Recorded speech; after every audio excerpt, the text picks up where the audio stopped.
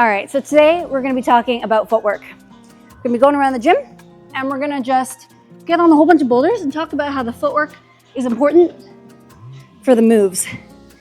Now, climbing is a lot about footwork. Climbing is really about how your feet and your hands work together to get yourself up a boulder. So today we're gonna pay special attention to how our feet can get us up some boulders. So let's take a look at this blue boulder over here. So right off the bat, we can see that the foot is not quite underneath the hand. So, and there's like a little tiny, if you look over here, you can see there's like a little, like no shadow, like kind of terrible hold. So there's really not much to hold on to here. It's mainly about how your feet are placed in order to start this boulder. So you got a bit of a volume and you got this guy all the way over here. So right away, if I do nothing with my right foot, I'm just gonna like fall all the way over to the right. So the trick with this guy is to do a really almost aggressive foot stab onto the wall. And you'll do this a lot in climbing, but this is a great example of why you really need to be pressing off the wall to get a little bit of push to the opposite side, because I want to go to the left, but the entire position is pushing me to the right. So it's all about my right foot on the wall, pushing me to where I want to go. So this move specifically is called a flag. And then this brings us into the second part of this boulder, which is going to be this really sneaky heel-toe cam. Heel-toe cams are quite rare, especially in indoor climbing. But you can see I've set like a little heel-toe here. It's actually quite solid, where I've got a heel just pressed on this volume. My toe is really against this hold there. So I'm keeping that 90-degree angle really hard. And it's difficult to do that because you really have to pay attention to flexing your shin.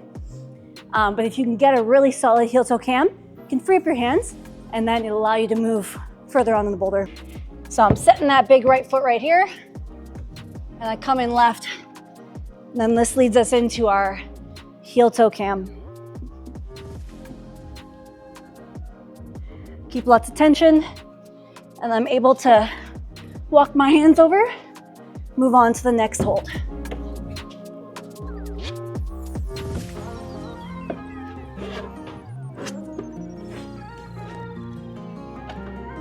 All right, so let's take a look at this green boulder over here. So right away, we've got another one of those situations where the start feet are kind of off to the side compared to the start hand. So right here, this is our start hand. We've got these two volumes. So typically, when climbers approach a boulder, we like to be kind of dead on straight towards the wall. So in this situation, being dead on can be done, but it puts a lot of strain on your hand. So in this situation, you want to have your hips close to the wall. And so in order to do that, we're actually going to want to do a drop knee. So getting into the same position, instead of going straight with my hips facing the wall, we're actually going to do this and twist down. We're actually going to come lower and I'm in like a really deep drop knee. And I'm actually quite comfortable here. I can't take my hands off, but I can definitely be free with one hand. And now I can focus on the next move. And drop knees are great at getting you ready to like really pounce out of a position. So in this case, we got to go up to a little double Gaston. So I can really get the energy that's stored in my right leg here to push me up and move up to these holds. So this next move is actually quite high. If you can see, the move I'm going for is this hold up here and I can't even reach it. So we've got this really high foot up here, or at least it looks like they want you to put a foot there. But it's actually quite a difficult move because I think the beta here is you're gonna put a heel hook here. You're gonna dynamically get on top of that heel hook. So for this move, I'm just gonna push off my left leg while keeping this heel hook, and eventually the heel hook will get weighted and be really important. Yeah, so we can see as I hit the hold, the heel hook starts activating and I'm able to use it to stay on the wall.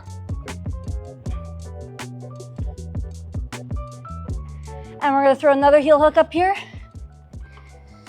And the trick with heel hooks, of course, is you wanna keep some tension in that heel. And we'll explain that in a couple climbs. Next up, we've got this yellow boulder. So this is a bit of an easier boulder, but it's demonstrating a move that I think is pretty common in climbing. And if you can do it right, it can really help you recover on the wall, especially in bouldering. So the first move of this boulder, you've got this higher foot here. and then we're moving off of it to go to the left. So the move we're going to be doing with our foot here is called a perch. This perch specifically can be done with a heel hook or just with a toe. I'm going to show you how to do both. So the key with a perch is you're basically sitting on your foot. So we'll start with the heel. I'm going to place my heel right there. And as we rock over, you can see I can cut my right foot. You can even go no hands here. And we're just basically sitting on our foot. Perches are great. They're almost like a no hands rest position. And we can use it to either like pistol squat out of it. We can reach a hold and then stand up. Like there's a lot of opportunities with perches. And they're a great quick source of recovery when you're on a boulder. So this heel hook one is great. The only thing about heel hooks is you got to take it out of the heel hook when you're done. The other thing about heel hooks is when you place them, if you place your heel a little bit too far to the right, or a little bit too far to the left, I should say, as you rock over on it, it's gonna start to twist off of your foot. So when you're putting a heel hook in order to perch, you wanna put it a little bit further to the right so that by the time you rock on it, you're right in the center of it opposed to too far to the left.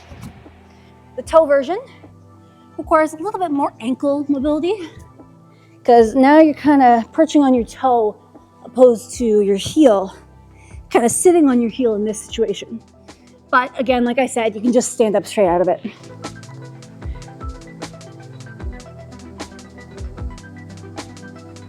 And while we're at it, I'm sneaking a little toe hook on the side there to match my finish hold. We'll talk more about that in a second. This next boulder is probably the best example of footwork in the gym right now. It's basically, you're walking around on your feet is basically the theme of this slab.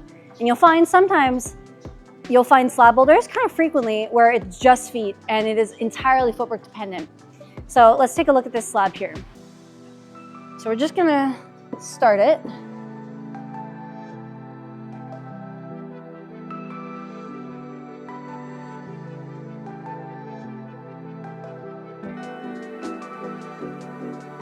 So this first move is going to be sort of a dynamic fall down onto a foot. Now, oftentimes you'll find that the foot is directly on the wall. So the best advice is to just slide your shoe down the wall until it hits the foot chip. In this case, the foot chip is on a volume. So you kind of have to aim for it. And the thing I recommend most when it comes to this move is to look at the foot and then sort of kind of focus on moving that way opposed to like down and out. If you think about moving down and out, you're gonna fall down and out. So I look at where I'm aiming the foot and then I focus on just moving to the left. Like that. And then this next move is the entirely footwork dependent one. So we're gonna get on top of this foot and this is gonna be now a no hands foot switch. So 100% of my body weight is on this foot chip right now, but I need to get my right foot on it. So with most foot chips, there's a couple options for how you can do this. I think this foot chip right now is big enough that I can just do the nice and slow twist off. So I just twisted this left foot enough that it made enough room to get my right foot up on there. So that's probably, if your foot chip is big enough, that's probably the best and safest option. But if you're in a pinch, and I'll just go back to the other position. If you're in a pinch and the chip is too small, the other option is to hop it out. This can be risky when it is a smaller foot and kind of have to be precise with the hop, but it can work. And if I just do a quick little switch of the foot, it can also be effective to get that other foot off when you have all of your weight on it.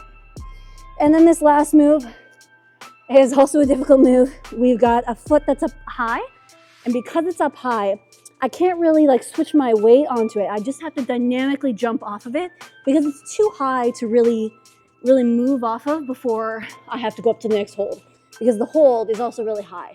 There's no time to grab anything and pull and really put weight on this. As soon as I put weight on it, I gotta be latching that hold. So I'm gonna square up my hips a little bit so that my knee isn't driving straight into the wall as I do this move. And we're going to put all our weight on this left foot and hopefully latch the finish hold.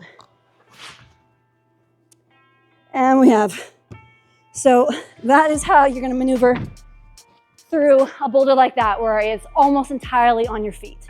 Moving to the left from that slab boulder, you've got another sort of slab. Now this is more of a vertical wall, but because of the volumes, they actually turn it into a slab. So it operates more like a slab. So right away in this boulder, we can see 2 foot chips right next to each other. Now, as a comp climber, I've got a lot of experience in comps with this kind of stuff. And this is where setters can really get some falls out of athletes, because oftentimes it's important when you're putting your feet here to put your foot on the farther one and not do the foot cross, because sometimes the foot cross is almost impossible, and it's about putting your foot on the further one, which feels worse in the moment, but to do this is a lot easier than doing this. So let's take a look at how that works on this boulder.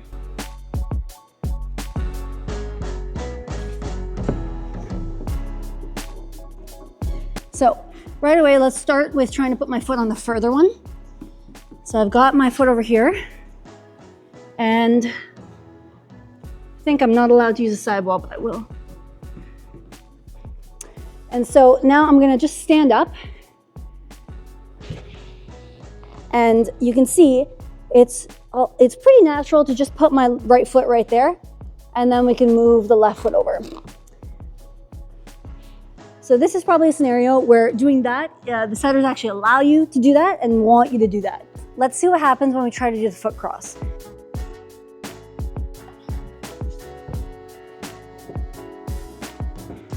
So you can see I'm kind of using this to press on. So I'm going to press on the other one, which will give me space to put my left foot there. So the left or the right one is actually a better foot chip. So the move where I have to stand up on it is probably going to be a lot easier, which is why it's also often tricky to identify whether you should put your foot on the far one, the worst one, or the closer one, the good one. So let's stand up on it.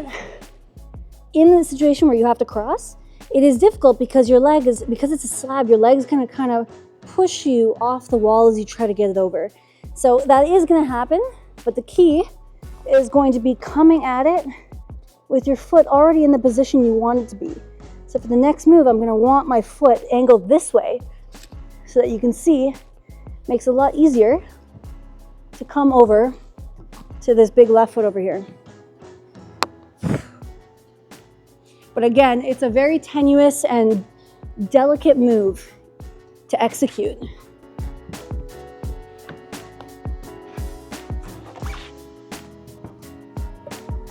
But it's important to know how to do both of those. So if your gym is following some of the recent trends on the World Cup circuit, you've probably seen some dual text holds show up in your gym. So this is a great example of some major dual text holds here. Of course, with dual text, that means this entire top of the hold has no texture on it, right? So it's easy to slip right off these holds. So let's talk about how we can actually step on these holds, because oftentimes these days, we are being asked to actually step on dual text. So I've taken my shoe off so that we can demonstrate how this works. So if this were a textured hold, the way you'd step on it with your foot would be, of course, we're going to step, and you're kind of almost going to apply force like this. You know, your foot is kind of pushing against it, and when there's friction, your foot doesn't move. But if you try to do this when there's, no texture, it's exactly what's happening here. It's just going to slide down. So instead, what you need to do on dual text is actually just press directly down onto the hold. And this is made easier when you've got some sort of hold where you can pull with the hold so that you can push against the volume. So you're almost pushing directly down, using the hand to pull you into that position. So it's a push and pull. And instead of stepping through and up on the hold, you're just stepping down on it in order to make sure that your foot doesn't slip. All right, so let's try out this boulder.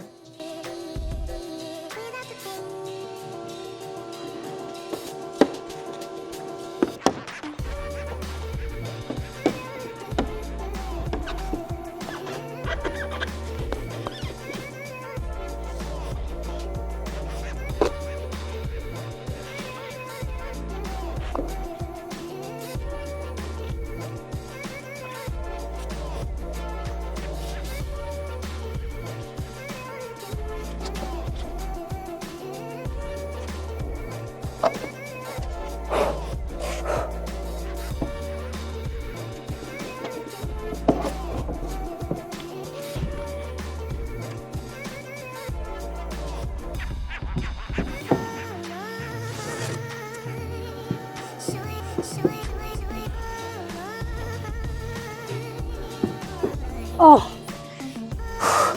All right, so we got a juicy toe hook on this boulder. So let's just hop on and I'm gonna demonstrate the toe hook as we go. Toe hooks are quite calf dependent, just like a heel toe cam. It's all about keeping your calf really tight and keeping that 90-degree angle to keep your toe from opening up and it falling out.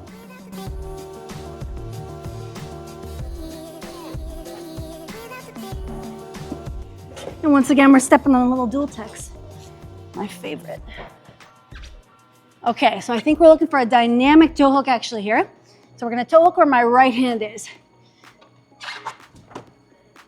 So dynamic ones are obviously a lot harder than the static ones, but it's the same principle, except with the dynamic one, you need to be ready to load that toe hook almost immediately and get it right into that 90-degree angle.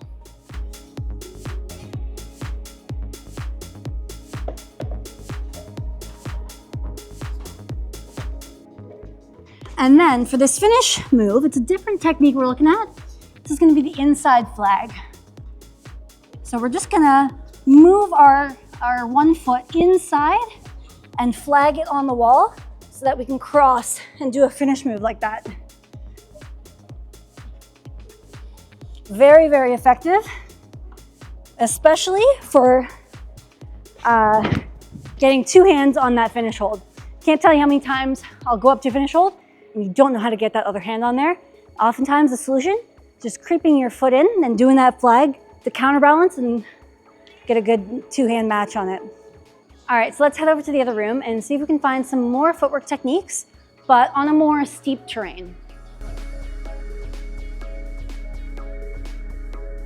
So we're gonna take a look at this blue V7. So right away, I can see that once again, the foot is not under the hand. So the foot is all the way over here. So we gotta do something fancy with our feet. And I think in this case, it's gonna be a bicycle. So if you're not familiar with bicycles, basically, you wanna have one of your feet toe hooking the bottom of the hold, and your other is gonna be stepping on top of it like that. And that's gonna help lock in the hold and help you hold the position better. Oftentimes you'll see this in like a start position. In this case is obviously no different. So let's set this bicycle and then move on to the rest of the boulder.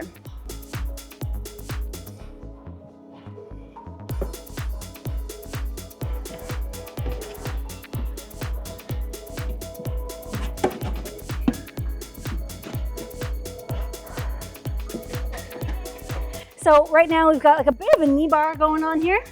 The key with knee bars is gonna be flexing your ankle and really pressing your knee into the hold. I like using pants because knee bars sometimes hurt, but if you have a loose pant, it's going to definitely slide around, which you don't want on a knee bar. So let's keep going.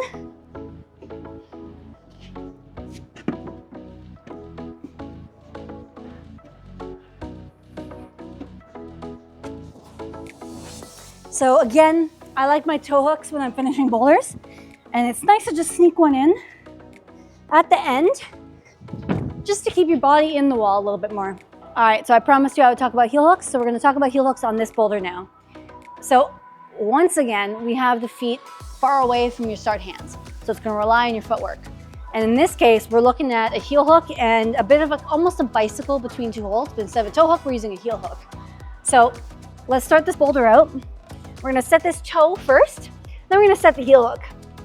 So because my hands are gonna go off to the right, it's important that my heel hook kind of pulls me off to the right. So you can see, I'm going to be pointing my toe down.